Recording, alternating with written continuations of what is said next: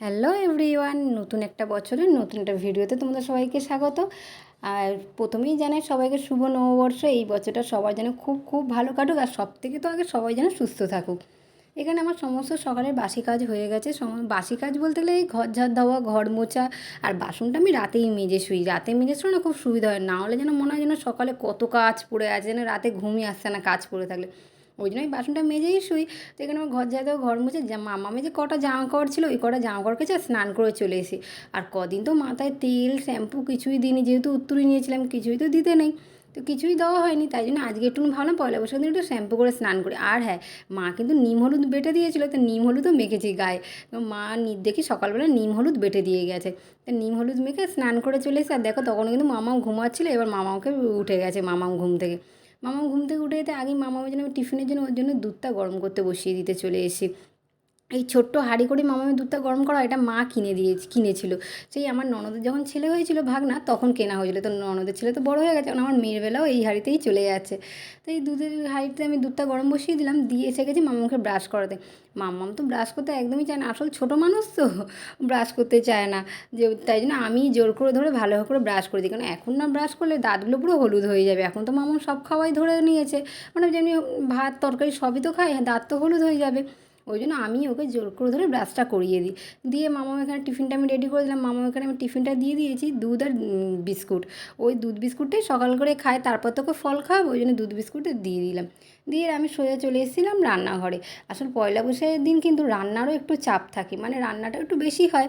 ওই জন্য আমি সোজা মামাকে খাইয়ে রান্নাঘরে চলে এসেছি। আর আনাজগুলো সব মাই কেটে দিয়েছে। মা আনাজ কেটে মাছ টাছ ধুয়ে দিয়েছে, শুধু আমি রান্নাটাই বসাচ্ছি। ওখানে পটল ভাজা বসিয়ে দিয়ে আর এখানে ডালটা সাম্বার দিয়ে দিলাম। আর আজকে তো পয়লা বৈশাখের দিন মানেই টক ডাল। টক ডাল তো সবাই খায় আজকের দিনে, তো এখানেও আমিও তাই টক ডালটাই করছি। এখানে টক ডাল বসিয়ে আর পটল ভাজা হয়ে গেছে, ওই তেলেই কিন্তু আমি বেগুন ভাজাটাও বসিয়ে দিলাম আজকে ওই তেলেই। কেন রকম ভাজা করবো পয়লা বৈশাখের দিন, তো ভাজা ডাল এগুলো তো চলেই। তো এখানে বেগুন ভাজাটা বসিয়ে দিই। আর তোমাদের দাদাভাই যাচ্ছে পুজো করতে। আসলে আমাদের কারখানার দোকানের নতুন ঠাকুর এনে পুজো করা হয় পয়লা বৈশাখের দিন, তাই তোমার দাদাভাই চলে গেলে পুজো দিতে। আর মামাম দেখো নতুন ঠাকুর দেখে কী নাচ শুরু করে দিয়েছে। আমার কিন্তু ততক্ষণও বাসি বিছানাটা গুছানো হয়নি, কারণ আসলে আমি ভাবলাম প্রথম রান্নাটা একটু কিছুটা বসিয়ে দিই, দিয়ে এসে বিছানাটা গুছাবো। আর ওখানে মামামকে খাওয়ানো হয়ে গেছে, আর মামাম চলে গেছে ওর ঠাকমা দাদার কাছে, আর মামামকে দেখতে পাবে না। ওর খাইয়ে দিয়ে ছেড়ে দিলে ওর ঠাকমা দাদার কাছে চলে যায়, ওদের সাথেই খেলা করে। আর যেহেতু আজ পয়লা বৈশাখ আর রবিবার, বাবারও ছুটি, ওই জন্য ও চলে গেছে নিচে, এখন ও নিচে খেলা করতে। আর এদিকে আমি চলে এসেছি মাছের ঝোলটা বসাতে। সজনা ডাঁটা দিয়ে মাছের ঝোলটা বসাবো, ওই জন্য এখানে আমি মাছের ঝোলটা একটু বসিয়ে দিচ্ছিলাম। মাছ আমার ভাজা হয়ে গেছিলো, শুধু এবার ঝোলটাই বসিয়ে দেবো, সজনা ডাঁটা আর আলু দিয়ে মাছের ঝোল। এই মাছের ঝোলটা কিন্তু খুব ভালো লাগে। সজনা ডাঁটা খেতে কার কার ভালো লাগে, আমাদের ঘরে তো সজনা ডাঁটা খেতে সবার কিন্তু খুব ভালোবাসে। আর এইদিকে বসেছিলাম কলমি শাক ভাজা, মানে পয়লা বৈশাখের দিন যেই জিনিসগুলো খেতে হয় সেগুলো সবই মোটামুটি রান্না হচ্ছে। আর এখানে আমি মুসাম্বির রসটা করতে চলে এসেছি মামামের জন্য, ওর জন্য দুটো মুসাম্বির রস করে তারপরে ভাবলাম একটু বেলা হয়ে গেছে, মুসাম্বির রসটাই খাইয়ে তারপর চান করবো। ভাত খেয়ে উঠে না মামাম আর খেতে চায় না। ভাত খাওয়া হয়ে গেলেই মামামকে যেহেতু ঘুম পাড়িয়ে দিই, ওই জন্য আর খাওয়ানোই হয় না। তাই জন্য হলাম বেলার দিকে একটুখানি মুসাম্বির রসটা খাই দেয়, স্কুলে গেলেও খুব অসুবিধা হয় ফলের রসটা খাওয়াতে। ওই জন্য মুসাম্বির রসটা করে দিয়েছি, আর মামামকে দিয়ে দিয়েছি, মামা ওর ঠাম্মা দাদার কাছে খেয়ে নিয়েছে। আর এদিকে আমি কী কী রান্না করেছি দেখে নাও। এদিকে আমি 5 রকম ভাজা করেছি, টক ডাল করেছি, মাছ ভাজা, শাক ভাজা, ঢ্যাঁড়স ভাজা, পটল ভাজা, বেগুন ভাজা, এগুলো 5 রকম ভাজা করে নিয়েছিলাম। আর এখানে আম দিয়ে তো টক ডাল করেছি দেখেইছো, আর এটা কুড়ুল দিয়ে তিতো করেছিলাম। এই তিতোটা কিন্তু মাম্মামও খেতে পারে, এই তিতোটা খুব ভালো লাগে। অবশ্য আমি খাই না। এদিকে সজনে ডাঁটা আলু দিয়ে তেলাপিয়া মাছের ঝোল করেছিলাম। আর বললাম না মা সকালবেলা নিম পাতা আর হলুদ বেটে দিয়ে গিয়েছিলো, ওইটাই মামাকে মাখিয়ে আমি কিন্তু এবার স্নান করিয়ে দিয়ে মামাকে একটা নতুন জামা পরে দিয়েছি।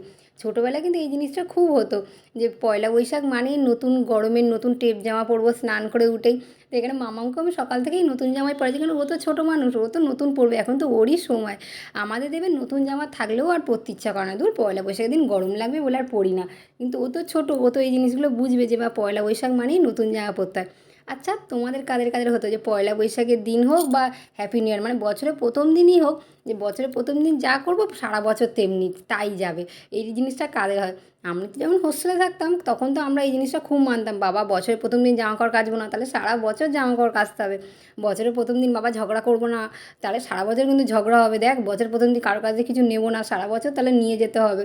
এই জিনিসটা তো আমরা হোস্টেলে খুব করতাম, যেহেতু আমি ছোটোবেলায় হোস্টেলে থাকতাম। এই জিনিসটা আমি আমরা সবাই খুব মানতাম যে বাবা বছরের প্রথম দিন যা করব সারা বছর তাই করে যেতে হবে।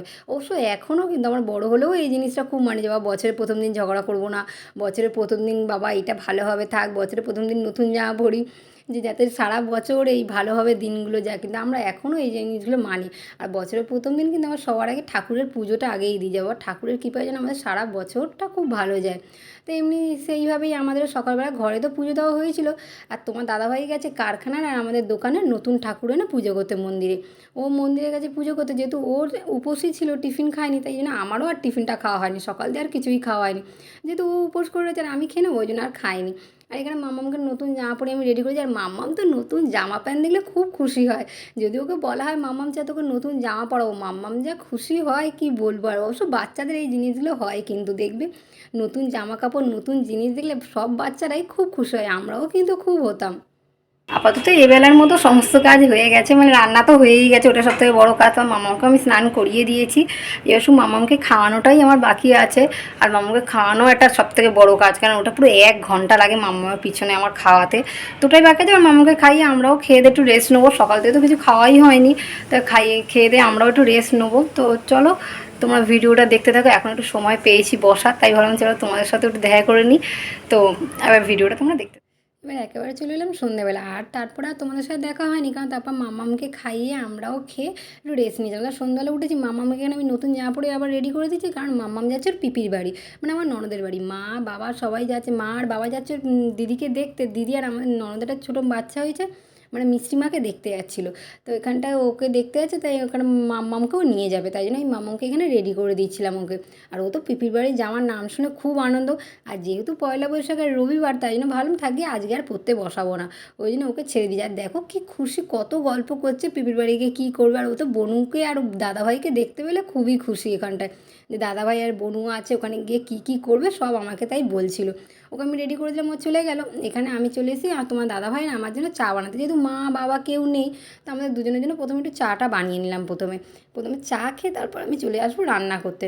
এখানে চা বানানো হয়ে গেছে, এখানে চা আর বিস্কুটটা গুছিয়ে নিয়েছিলাম। সন্ধ্যেবেলা আসলে না আমাদের চা খাওয়াই হয় না, তোমার দাদাভাই কারখানায় থাকে, বাবাও কাজে থাকে, কারখানায় থাকে, আর মাও খায় না, আমারও চা খাওয়া হয় না। এই রবিবার করে তোমার দাদাভাই এলেই কিন্তু চাটা খাওয়া হয় রবিবার করেই। তো এখানে চাটা খেয়ে সোজা চলে এসেছিলাম রান্না করতে, চলে এসেছি বরের ফেভারিট রান্না করতে, মাংস আর ফ্রাইড রাইস। তোমার দাদাভাই কিন্তু একটু মাংস হলে, মানে মাটন হোক বা চিকেন হোক, তার সাথে ভাতের সাথে একটু লুচি পরোটা বা ফ্রাইড রাইস এইসব জিনিস পছন্দ করে, ঠিক আছে।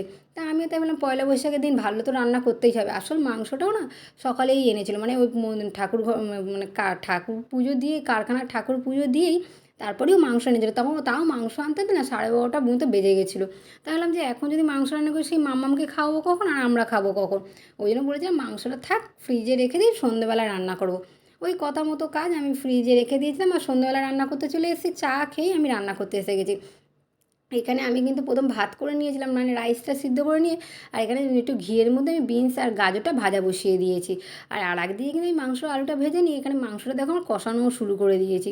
এখানে যেহেতু মাম্মাম নেই, আমি চটপট রান্নাটা করে নিচ্ছি, কারণ তারপর মাম্মাম চলে এলে মাম্মামকে খাইয়ে দেবো, তোর পিপির বাড়ি আছে, ওই জন্য চটপট আমি রান্না করে নিচ্ছি। আর তোমার দাদাভাই কিন্তু এই দেখবে এই ফ্রায়েড রাইস মাটন এইগুলো খেতেও একটু ভালোবাসে ভাতের থেকে। আর দেখবে ভালোবাসার মানুষকে ভালো রান্না করে খাওয়াতে কিন্তু কার না ভালো লাগে, তখন দেখবে নিজেরও মনটা খুব ভালো লাগে, যে আমার যে ভালোবাসে, মানে যাকে তার মন ভরিয়ে যদি খাওয়াতে পারি নিজের লোককে, তো খুবই মনে খুব কিন্তু আনন্দ হয়। তাই জন্য তোমার দাদাভাই জন্য আমি আয় দিন এমনি রকম রান্না করেই থাকি। আর তোমার দাদাভাই বিরিয়ানিটা খেতে আরও ভালোবাসে, কিন্তু বিরিয়ানিটা কদিন আগে খাওয়া হয়েছে, ওই জন্য আজকে আর বিরিয়ানি করলাম না। তো ও বলে চলো মাটন এনেছি যখন মাটনেও ফ্রায়েড রাইসটা করে দাও। তো এখানে আমি বিনস গাজরটা কিন্তু ঘিয়ের মধ্যে ভেজে নিয়েছি, তার মধ্যে একটু কাজু কিশমিশ দিয়ে একটু মিষ্টি দিয়ে, মানে চিনি দিয়ে তারপর ভাতটাও আমি ভাজা ভাজা করে নিচ্ছি। এখানে কিন্তু আমার রাইসটা কমপ্লিট হয়ে গেছে। আর এখানে আমার মাটনের ঝোলও হয়ে গেছে। মা তো মাংস খায় না, তো এখানে বাবা, আমি, মাম্মাম আর তোমার দাদাভাই এই 4জনই খাবো, মা অন্য কিছু খেয়ে নেবে। আর এখানে আমার রান্না শেষ হতে হতে দেখো মাম্মামও চলে এসেছে ওর পিপির বাড়িতে ঘুরে। ওর পিপির কাছে কত লজেস মাজা কত কিছু খাবার দাবার নিয়ে এসে সেগুলোই আমাকে দেখাচ্ছে। কাগজ মুখে দিচ্ছিলো বলে বকলাম বলে আমাকে দেখাচ্ছে, দেখো লজেস গালে দিতে হয়, কাগজ গালে দিতে নেই, আমাকেও আবার ও আমাকে বোঝাচ্ছে। এখানে আমি বাবার জন্য খাবারটা প্রথম গুছিয়ে নিলাম, এখানে বাবার জন্য আমি রাইসটা বেড়ে নিয়েছি, নেওয়ার পর এখানে আমি মাটনটাও বাবার জন্য গুছিয়ে দিয়েছি, মানে বাবা তো তাড়াতাড়ি খেয়ে নেয়, তাই জন্য বাবারটাই খেতে দিয়ে এসে। আর ওই যে বললাম মা তো মাংস খায় না, তাই মা তো এগুলো খাবে না, মা নিচে অন্য কিছু খেয়ে নেবে, রুটি টুটি খেয়ে নেবে। এখানে আমি তোমার দাদাভাইয়ের খাবারটাও গুছিয়ে নিলাম। আজকের ব্লগটা এই পর্যন্ত, টাটা, আবার কালকে।